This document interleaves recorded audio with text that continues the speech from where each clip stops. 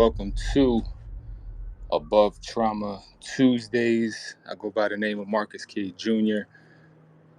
Back with another one. Today's topic is the importance of self-care in healing trauma.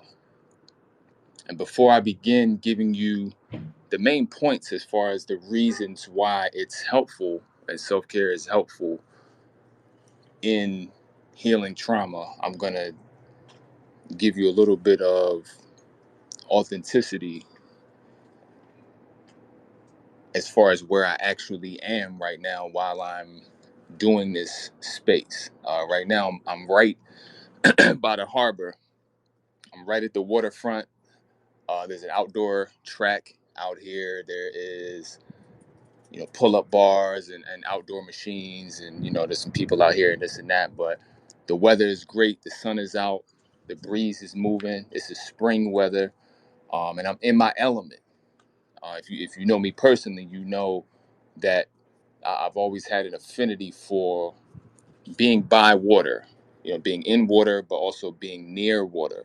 And research shows that being near, being near water and being by water, in water, etc., has a positive soothing effect on the brain and on the body. There's a book called The Blue Mind that kind of gets into, not only just water, but the color blue itself, and how watching waves at any particular point, can help put you in a semi-meditative state, which is definitely helpful for releasing negative thoughts, calming the nervous system, decreasing anxiety, and getting you primed for being at peace.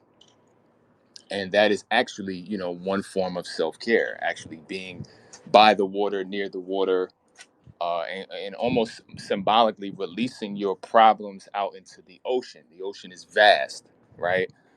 And God put these things here for our healing. When we think of nature, God put these things here for our healing, so we never want to forget that. So I practice what I preach, right? When it comes to self-care, I am definitely a long-standing advocate for not only self-care in general, but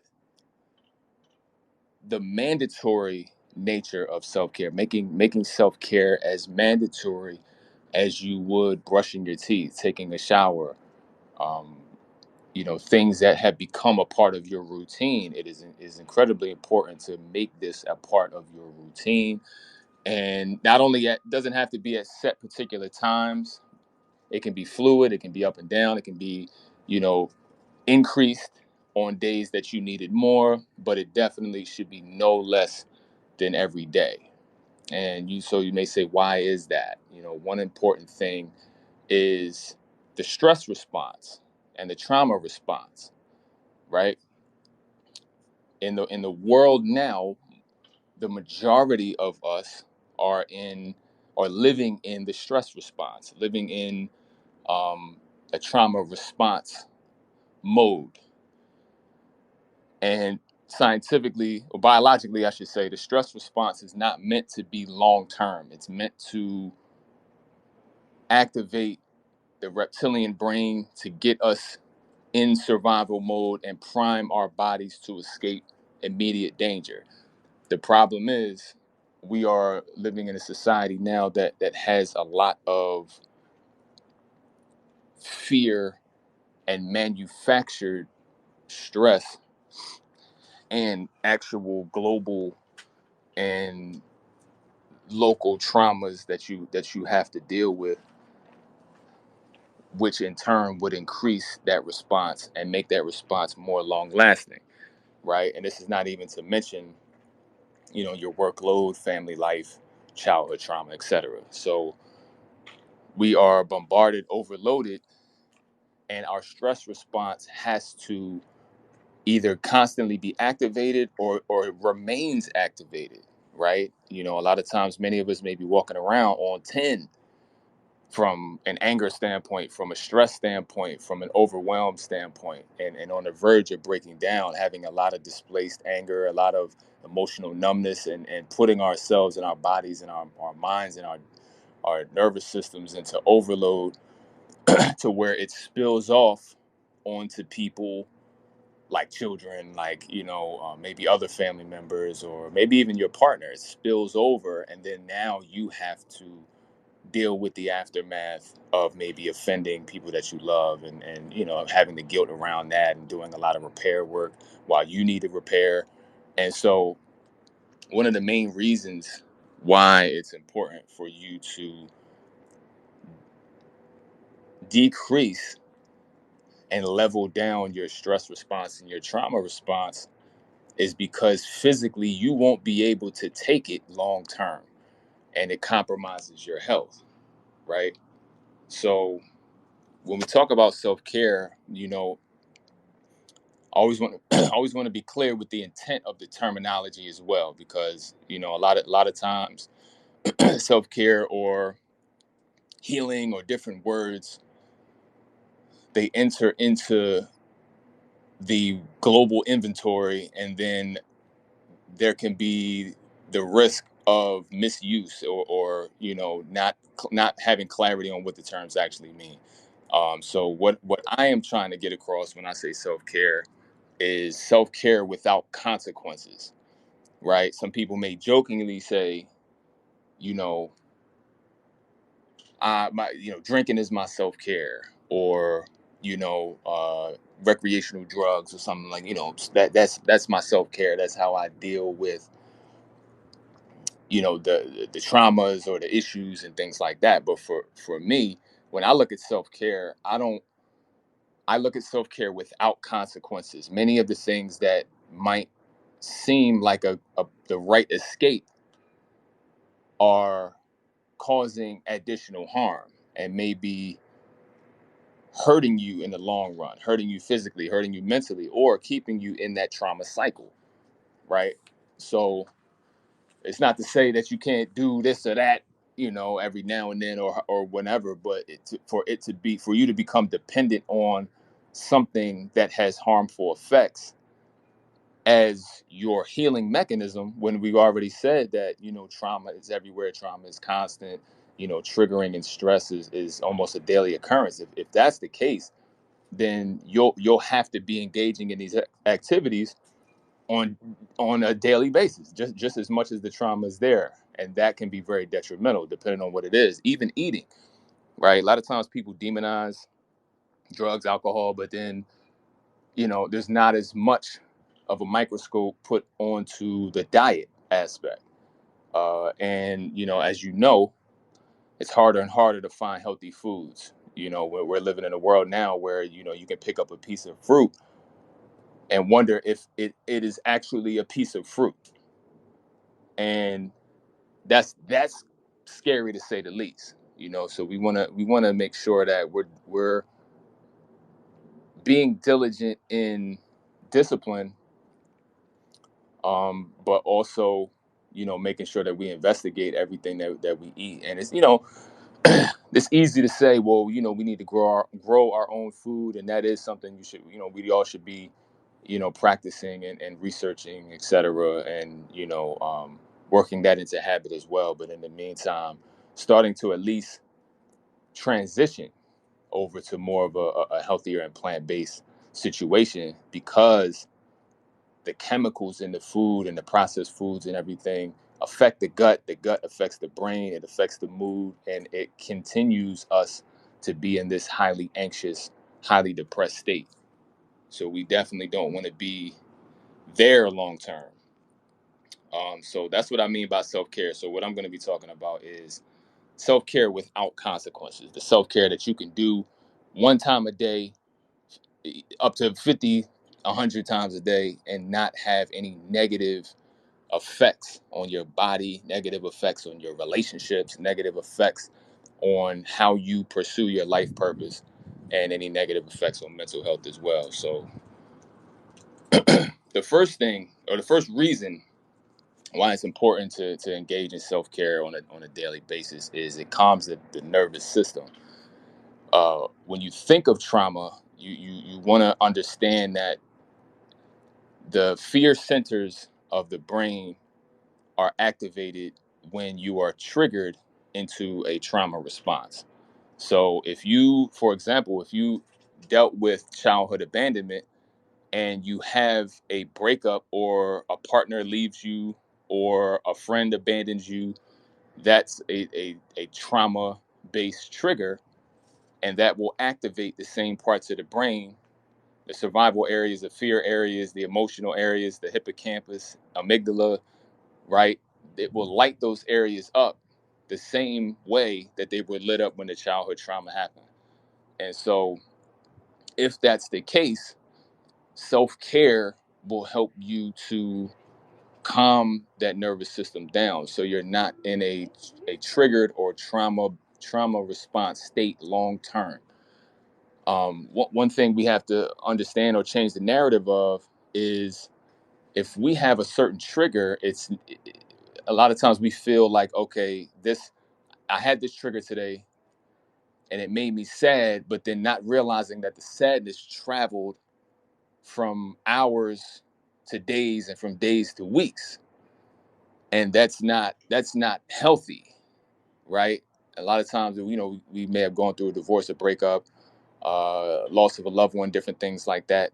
But we always should realize that the goal is to return to a peaceful state, and we have control over how fast that happens when we make self-care mandatory and permanent and daily, right? If we start to create this idea of, okay, when I'm triggered, I respond with self-care, right? Stop everything, take time out to do some activity, self-care based. Not when I'm triggered, I work harder, or when I'm triggered, I do more work and accomplishment, or when I'm triggered, I bury myself in work as a distraction. um, because that's only a temporary situation, and in a lot of cases, it can keep your nervous system elevated because now you're working against deadlines. You're even more anxious. You're keeping the anxiety high by trying to overwork yourself and distract yourself. Now, there's distraction within certain self care, but when you're actively working or doing something that creates more stress, it's not what you want to do. So we'll talk some of the types of self-care uh, later on, but that's one thing. Number two is that the brain adapts to habits. So one reason that I believe that it's important for you to engage in self-care on a daily basis is because anything you do on a consistent basis, your brain adapts and your body adapts to it. It's the same idea as working out, right? If you have a gym routine or anything like that, you want to transform your body. There's a certain level of consistency you have to have working out, eating right, drinking a certain amount of fluids to get the type of body that you want. Your body is going to adapt, whether it's muscle, whether it's fat loss, or brain function and emotional response.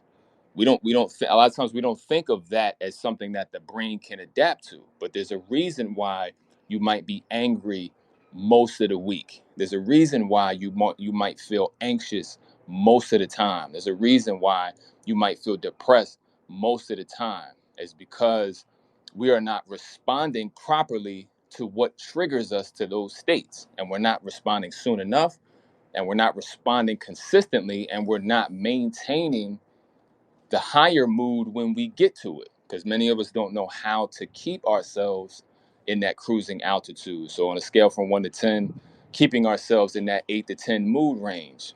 And that's what we're gonna talk more about that today, as well.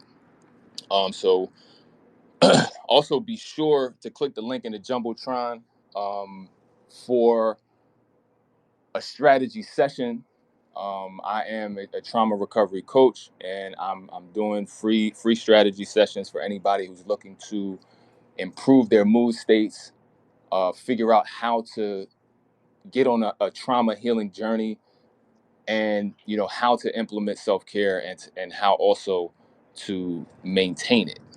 So anybody who's going to be coming in, anybody watching on the replay as well, AK, I see you in here. I appreciate you showing up. Uh, Definitely be sure to click that link, and pick a day and time, and we'll chop it up, and figure out something that's catered to your story and your situation specifically. So next, I put it decreases disease risk, right? So if we're thinking about the trauma response, stress response, right? Long term, there's a chemical called cortisol, especially if you remain in a high level stress state most of the time. Chances are you're releasing way too much cortisol, and cortisol is very destructive when it's long term. Now, in the moment, in a stress response to get you out of a situation quick, it's necessary. But when it's lingering in your body, and it's spiked for long periods of time, it can be very corrosive. We're talking about excess body fat. We're talking about blood pressure, cholesterol, all of these different things. When these extra hormones are present that we don't need long term. And so if we're talking about physical health, it's important to engage in mandatory daily self-care practices to return our nervous system to where it is and stop activating the stress response, so that we can maintain balance physically, and that we lower our risk. We live in a time right now where almost anything you do is a health compromising situation. There's 30,000 different type of viruses. There's air pollution, there's chemicals, bioweapons, and the food is fake GMO, it's plastic, it's nanotech, and there's all these different things that are designed to compromise our health. We need to understand that we need to be fighting back against that, and on all fronts. If we want to stay alive, we want to stay active, vibrant, and we want to stay on the planet. We have to do these things. So, uh, consistent self care would definitely decrease your overall disease risk. Also, it builds self esteem and self confidence, right? Now, any time we're able to be consistent in a certain area, it builds self confidence. So, for example, if you are someone who maybe you're a people pleaser or rescuer mentality, right? Where you do a lot of things for other people, there's a reason why it's hard to stop doing that, right? One is obviously maybe childhood trauma, or you've been parentified as a youth, and or there may be abandonment trauma there, right? But also there's a small amount of self-esteem that comes from being able to be the go-to person for everybody. If there was zero benefit, you wouldn't be doing it, and it wouldn't be so hard to break as a cycle of behavior, right? So we need to understand there are small benefits to consistency. However, when it comes to self-care, the difference is when you build consistency nourishing yourself, you're the beneficiary. When you're a people pleaser, 95% of your energy benefits somebody other than you. But when you are focused on mandatory, consistent self care for yourself on a daily basis, and you go from not doing it at all to being able to do it, maybe up every other day, and then you get to every day, and then maybe multiple times a day, you are building up consistency, discipline that benefits you. And a lot of times, it may be a scary place for any people pleasers who are listening.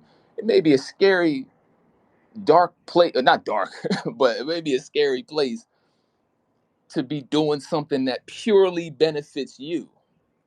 It may be foreign, You may feel guilty that you're not helping other people. You may feel like you're ignoring and neglecting somebody else.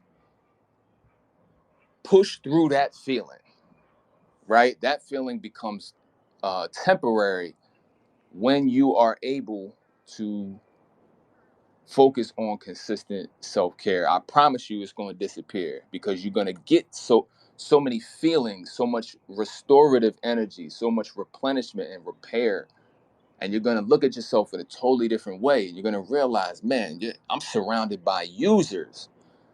There are way too many people benefiting from my energy outside of myself. You're going to come to these self-awarenesses and these realizations, and you're not gonna it's gonna be impossible for you to go back to who you were, and you'll be able to find that balance. It's not to say you run around selfish and don't help anybody out, but you have a long way to go back to the midpoint of balance if you are a people pleaser or you are a rescuer, right? So the consistency will build you in these areas. So definitely, please take it seriously when it comes to that.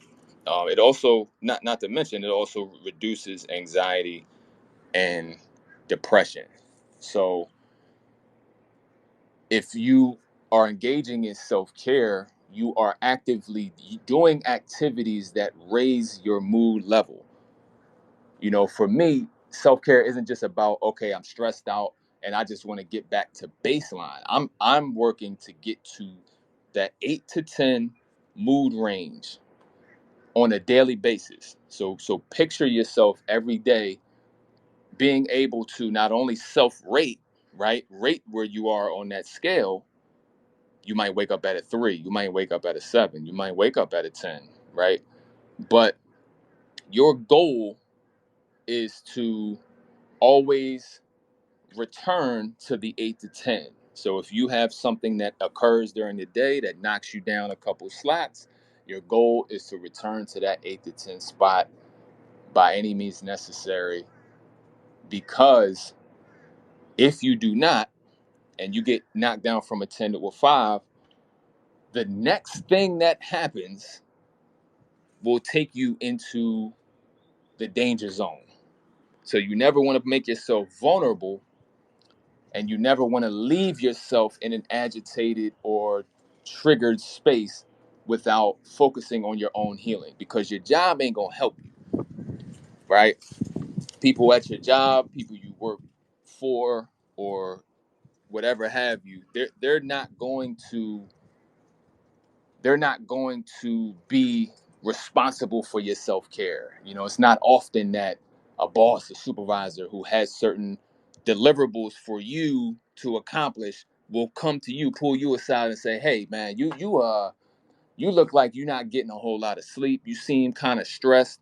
So why don't you just take the rest of the day, take these little massage coupons and go get yourself right, and just take the rest of the day off, paid. It's on me. I haven't heard that in real life, and I haven't heard that on a sitcom. I ain't heard that on a movie. I've never heard that ever come out of anybody's mouth, right? So if we're being honest, the responsibility of self-care falls onto you, right?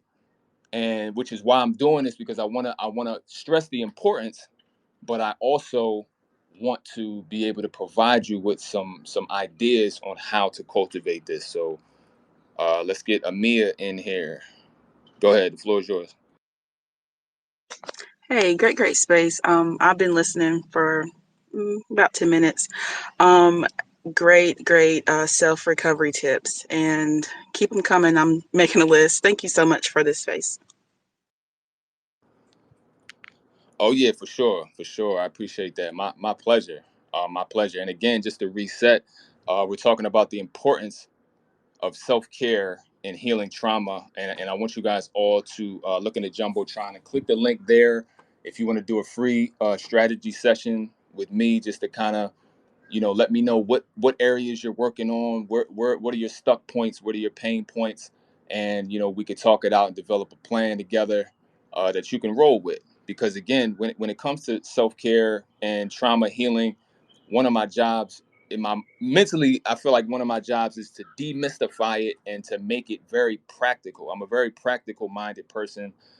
I don't like a lot of jargon, a lot of complex terminology. I don't want to make your life harder than what it is. Like we know, we black in here. We know how hard it already is. So for me to come in here and hit you with a lot of weird terms, I'm trying to make this so that when you leave out of here, you are energized, motivated, but also excited about creating a new chapter where you live in a cruising altitude of 8 to 10 on a daily basis. Now, mind you, there will be turbulence, but your skills as a pilot will help you return to that cruising altitude, even if the plane dips a little bit.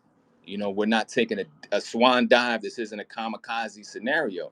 I want us all to be able to be comfortable and unapologetic about placing ourselves in the direction of peace and actually activating it ourselves, and living that way, right? It makes us all more powerful, as well. So let me get you in here. Why they do me like that? The floor is yours.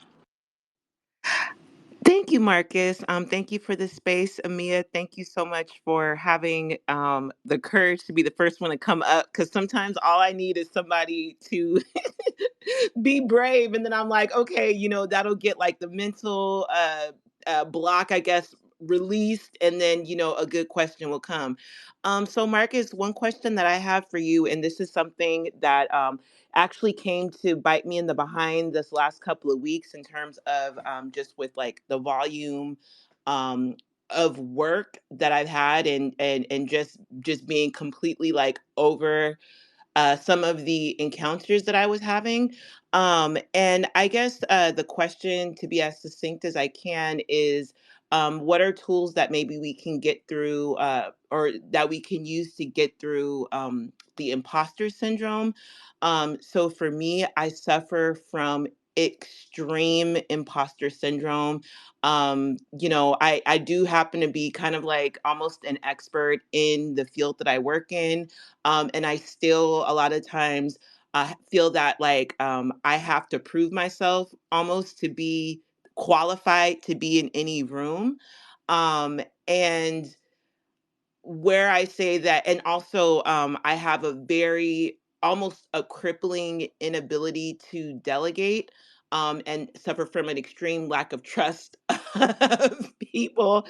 And so, how that bit me in the behind this last couple of weeks is that I did give like I raised a concern. I was coming in to somebody basically quit, and I was coming in to finish off their study. I'm more of a client facing person, and it turned out there was a lot of stuff wrong. Now, when I voiced my concerns before I even knew anything was wrong, I was told by higher ups, "Hey, thank you for telling us your concerns. Everything is fine. You don't have to worry about that. This person is going to take care of everything." And when I got in there, the person didn't take care of everything, and it was a complete mess. And we got it, working, and of course, got it posted on time and whatever, because that's my whole thing. Like, I'm not gonna, like, I do what we say we're gonna do. But I almost had to like work overnight, doing basically covering what a lot of people weren't doing. And I just wanted to know if you had any tools, I guess, to combat that imposter syndrome, because I don't think that I think if it's like, why do I like I feel like because I always have to prove myself, so my projects have to be successful. So when other people are not going to do their job, I got to do their job for them because I'm looking and I'm like, "Oh my god, it's not going as much as it needs to." That was kind of a long-winded question, and I hope I got it out okay. But that's what I was wondering. Got you. Much appreciated. And I definitely, I would say number one, definitely set up a time with me because I want to unpack the parameters of your position as well.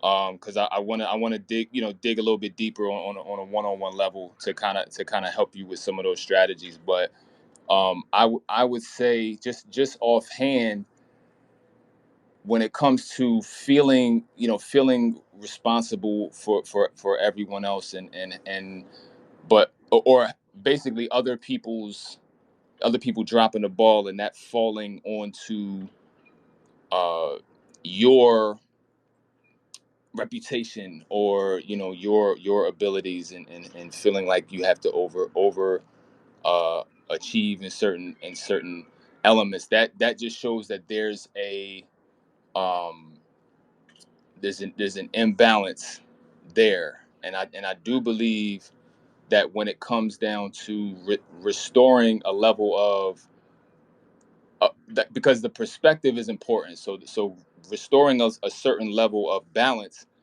is, and it kind of falls right into what we're talking about here, is that when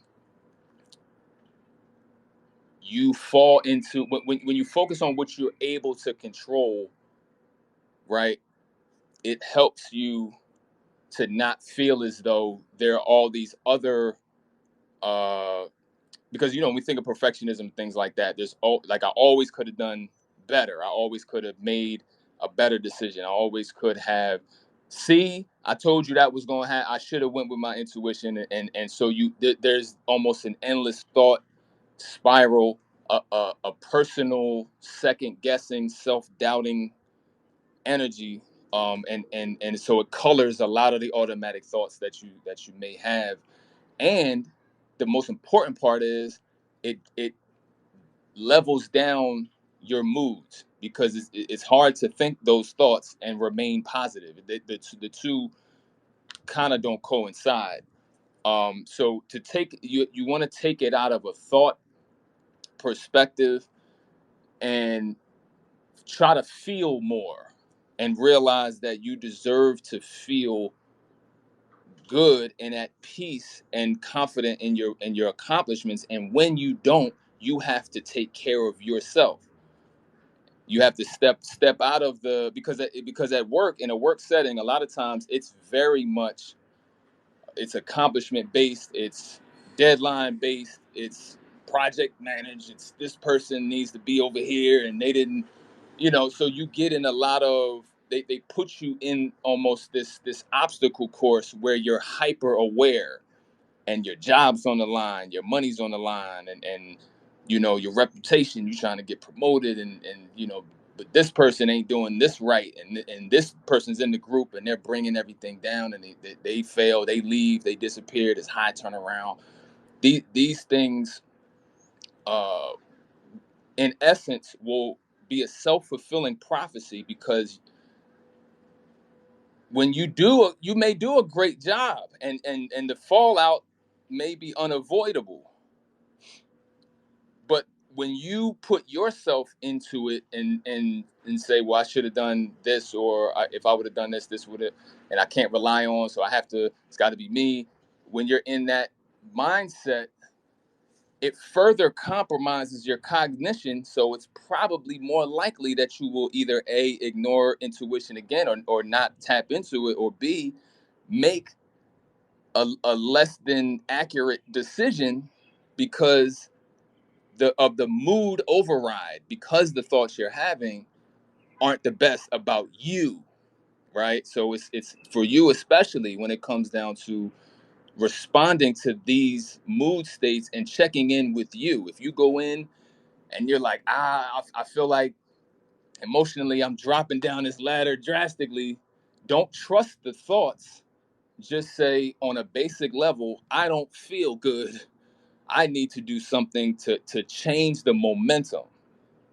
And that's where the self-care comes in. And mind you, in a lot of cases, a lot of these jobs are, and I'm gonna tell you like this, a lot of these jobs will, and you know this, they'll bring you in, here's the responsibilities, it's a great position, and we like to offer you and then you get in there, and the list go from 10 items to about 400-500 items. Somebody leaves, they slide you into their responsibilities without paying you more, and now or they were changing this policy, we're shifting this over here, we're moving this. And these what's happening is we try to we mentally have to adjust, but we're not emotionally adjusting because we're not altering the self-care based on our output. We need to look at it almost as, a cell phone. If you don't charge your cell phone, but you have 55 apps open and you don't charge your cell phone, it don't matter what kind of phone you have. Eventually that phone's going to die. It's not going to give you anything more. It will unapologetically be dead. And then you have to put it back in to charge it up, right? You see people probably at the job you're at walking around with chargers and cords and, hey, can I let me hook into your laptop at this meeting? You know what I mean? Like, people walk around with chargers like fiends now because you need the functionality of the phone, but it's mandatory to charge it to obtain use. The problem is self-care hasn't been mandatory for most of us to give our usability and functionality to these positions we're in. And so we are living in just kind of hellish mental states because we're spiraled with all of these thoughts of self-doubt and emergency and urgency. And when you're in these jobs, a lot of times they transfer urgency and anxiety onto you. So you may be having a great day. You go on one of the meetings, they changing everything. Okay, we moving the deadline up. Okay, I know I said December. Well, it's tomorrow. So everybody, get your folders or something, and then you like, wait, what? Right? So, but what I'm saying is maybe you can't change that yet. You may want to look at somewhere else. But as of right now, you always want to be looking, right? Because you want to put yourself in the best environments for your growth and well-being as well, right? And that's important too. But in the meantime, right? Because that's not a sometimes that takes time. In the meantime, the mentality should be the more you're emotionally requested, the more energy that's requested from you, the more emotional impacts you feel, the more you need to do as soon as humanly possible to restore your space, to restore yourself to that 8 to 10 range, right? And it's not about being at a 3 and trying to jump to 10 and then kind of being mad at ourselves for not being able to. It's not that. It's the journey. It's like, okay, I'm my focus now. I know this supervisor just told me to do XYZ, but I know if I drop dead because you overload me, y'all just gonna slide me out of here and put me in the bag and hire the next joker to come in. So I'm not gonna put myself on any kind of life support for that. It's gonna get done, but for right now, find your way to navigate your place of employment where you can grab those 5 minutes, 10 minutes, 15 minutes, right? To restore yourself and get yourself back uh to where you need to be. And that's the great thing about my app as well. And that link is on my page as well. That app is designed to specifically for situations like this, where it's like, because YouTube, a lot of times you go certain places, you can get triggered some more, and you have all these different people saying all these different things. When it comes to self-care, it should be very, very centralized, and it should be something that you can go to one place, get what you need, right? Go, and that was the idea behind it, was like, I want people in these jobs, these life situations, these family situations, to be able to say, I need to tap out for about 5 minutes. I need something that's going to bring me back to where I need to be in 5 to 10 minutes.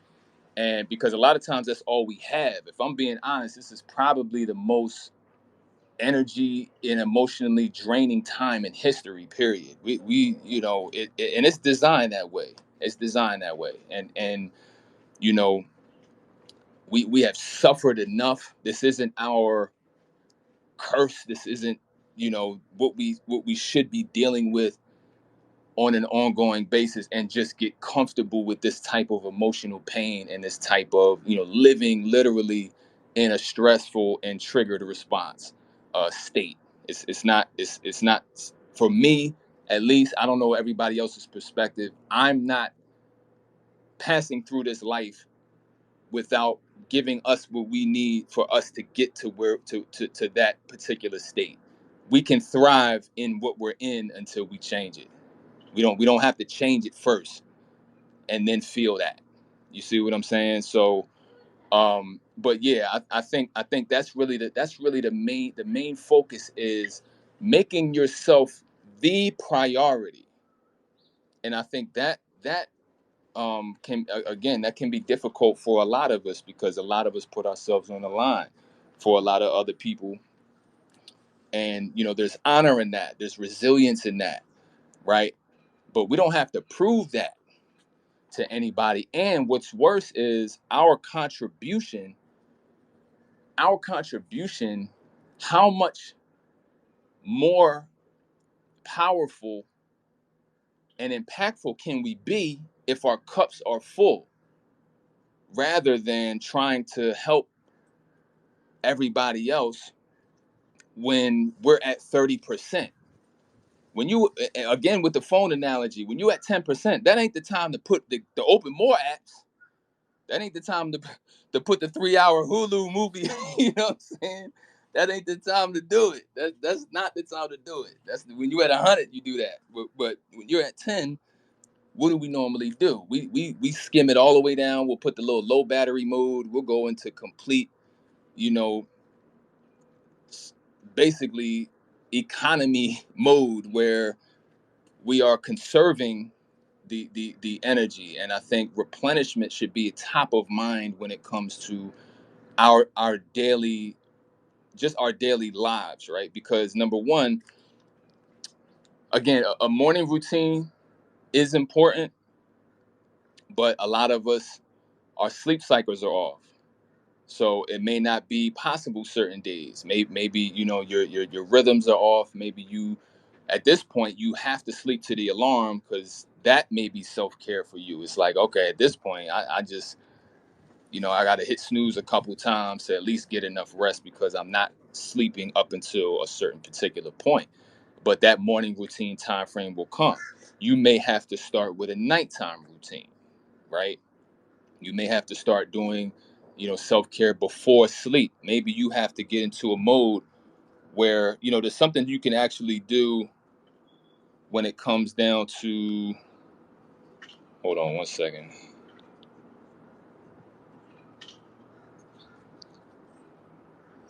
I was trying to bring you up. I think she disappeared. But when it comes down to, if you have a lot of thoughts, you may it may be important for you to offload a lot of those anxieties before going to sleep so they don't keep you up, right?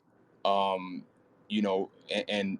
anybody who meets up, sets up anybody who clicks the link to set up a time with me, we can talk about, some of those as well, like what exactly to write on as you offload those thoughts. But a lot of times the sleep can be compromised because of, too many anxious thoughts and not having time to, or not creating the space during the day to be able to dissipate them, and they feel real. That's the other thing. Our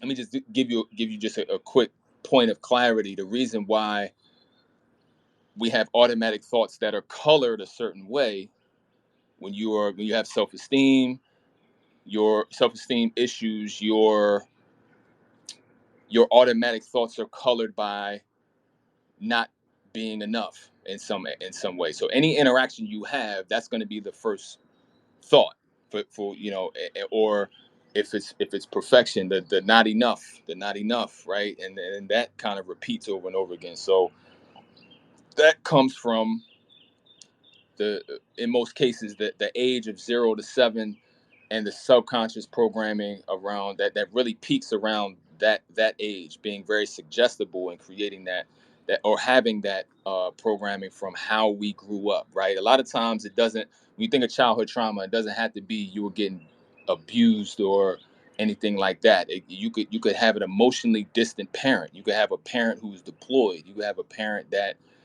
didn't show love explicitly, right? Or you could have a divorce happened, different things that may be just part of the American, the Black American experience, and not think that, not really believe that they were important, but there were certain, from 0 to 7, everything's important.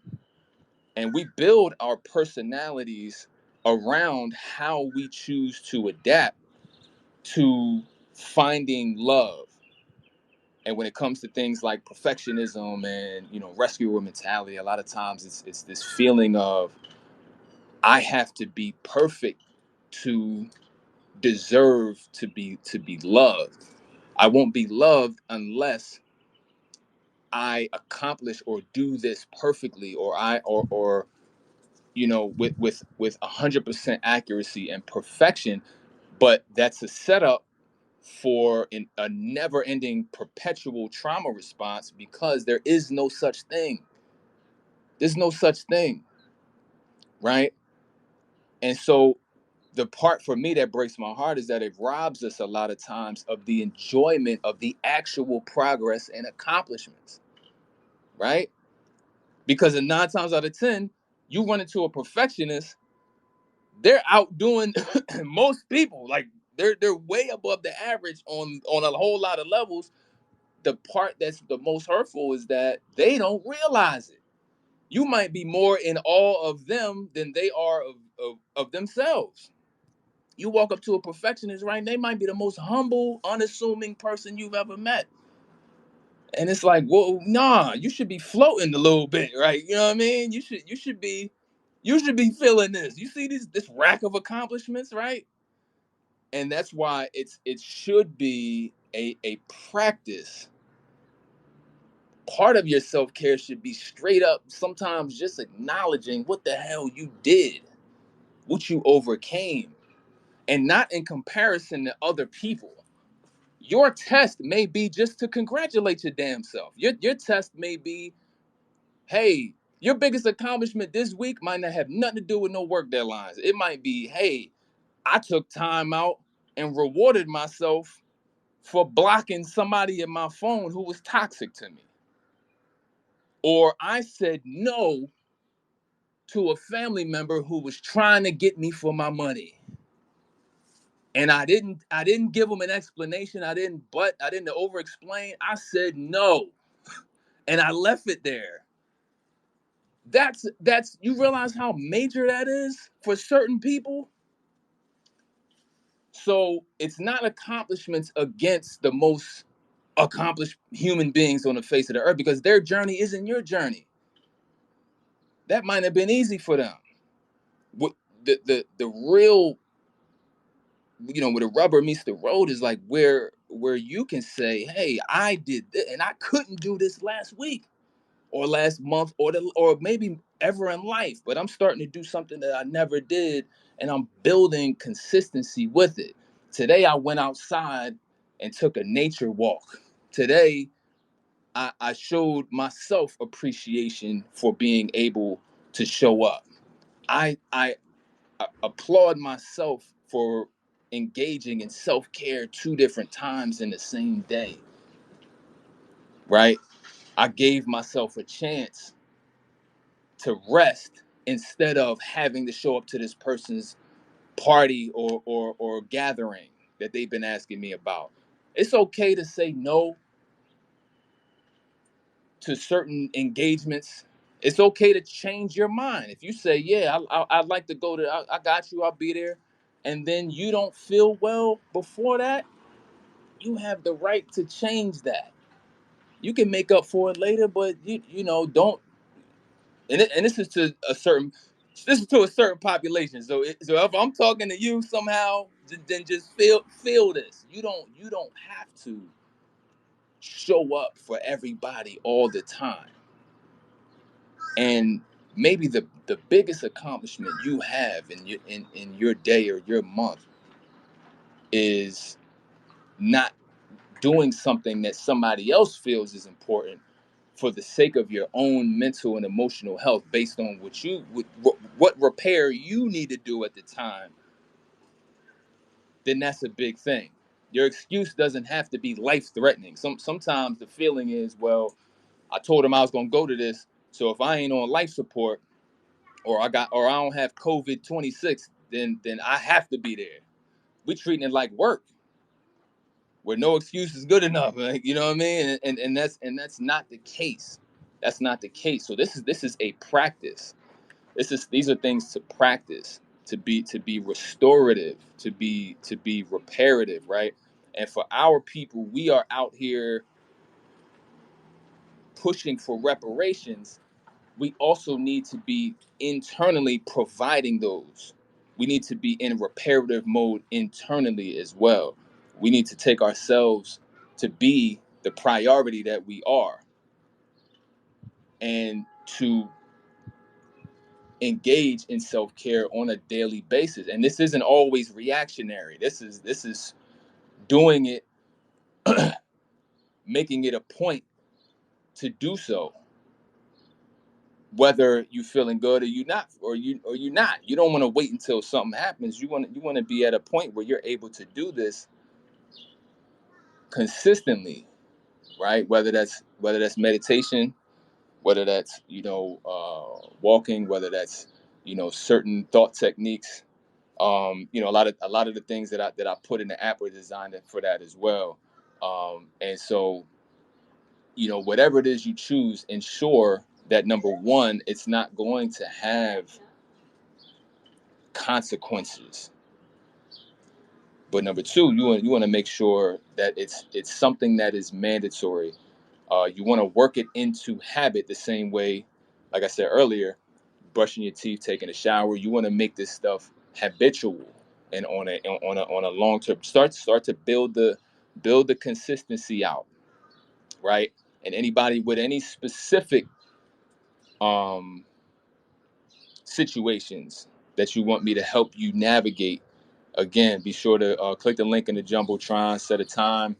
We can hop on the call, and really, I'll do the technician work. This is, I often look at it like, just from a overall wellness standpoint. I like to view myself as a mechanic. Like, let me get under the hood and see what we're working with, and to be able to give you the diagnostic, but also the exact way that you can start the repair process yourself. And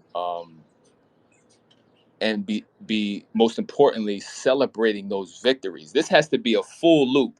So it's not just due to self-care, which is going to help anyway on its own, but you want to be acknowledging and rewarding yourself for your progress, for your accomplishments, for compliments you get, for meetings that got canceled, for weather, right? That was better than expected. You want to keep yourself in that 8 to 10 range. You can only do so by sending your focus and your attention into spaces that either help you calm and release, or help to infuse your mind with thoughts of and visions of things that are positive to you, right? And I'm really excited to be checking in with you guys, as far as how to really set, what would work best for your personalities. Because, again, some self-care doesn't work for certain people. Some people don't have access to certain things. So, I want to be able to reach you guys, and to be able to put you in the right space to be successful with this. Because the the the long term, when it comes to a lot of these behaviors that are based in childhood trauma, the long term is not good if we don't interrupt this. This is an interruption of the cycle. This is a break in the momentum. This is a reminder, a very sharp and targeted reminder, to let you all know, don't let tomorrow pass without opening up some time for some self-care for yourself. Because if we're being completely honest, as I start to close, if you look at the week is already scaled against you. If you work a traditional 5-day, 40-hour work week, there's only 7 days in the week. You're working 5 of them. You're already at a deficit, and it's already impossible for you to have an equal amount of self-care time as you do work time and energy expenditure, right? And that's just work. That's not talking about if you have kids, if you have ill family members, if you have any family members you got to check in on, if you got work on the side, you got a relationship, a partner you got to cater to, right? That's all that plus the individual trauma, the community trauma, the racial trauma, the global traumas, right? Tragedies, disasters, blackouts, all these different types of things. So what that means is not only will you have to say, hey, it's the weekend, I'm going to do something for myself in repair of the week, but you also want to be, if you work a lot, you want to be infusing these time frames within your day. And if you've been somewhere, let me tell you something about me. When I work in different places, I'm gonna tell you this, right? It's gonna sound crazy. The first 2 weeks, anytime I'm working somewhere, the first 2 weeks are for a for me to get trained and build second nature around whatever I'm doing, whatever my role is. But B is to find the the open the loopholes or the open spaces for me to engage in the self-care that I know I'm going to need. I don't care how they sell it to me in the beginning. I know that I'm going to have, okay, I'm on the tour, right? Let's say in the tour of the building. I'm like, okay, so that building, that room right there is unoccupied. I'm definitely going to slide in there. Where's the cameras? I'm trying to see where can I dip out, where can I hide? Okay, they set me up with a computer, so I'm gonna have, got the headphones. I'm gonna do a guided meditation in here. That's for sure. Okay, let me see. Where's this? Where's that? How long is the break time? What you want to find out any which way you can to ensure that you have mental and emotional stability and you can achieve peace at work. I want you all to reject the idea that work has to be this almost mindless, emotionless, full all out energy expenditure time frame. So whatever hours you're going to clock, you have to burn yourself to the ground, and you can't have a good day. You can't be at peace at work. So you have to do countdowns and rely on the time to expire so you can just get home and just watch something, to get your mind off of it. No, every day of the week you have the opportunity to reach that 8 to 10 scale if you're willing to do the things to get you there, and you're willing to look at all these jobs who try to micromanage and block off time and cut off your ability to eat and to operate as a human. You got to find your ways to sneak around and do what the hell you need to do, because like I said, they're not going to give it to you. They're not going to open that door for you. They're not going to create the space for self-care. It has to be mandatory for you as a mentality, and it has to be daily enforced, especially if you working a lot and by the time you get home you super exhausted. And that means you got to find your pockets, find your slots, because you deserve for it to happen, and nobody's going to make you a priority but you. So you have the opportunity to spin this and to live a totally different life. I'm telling you from experience.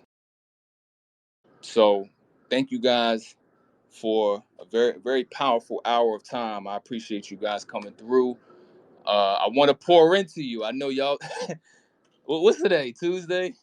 I don't even know what day it is, but I know how it can get. I know how demanding life can be. So I definitely wanted to just pour into you guys and give you some perspective and some ideas on where to take things next.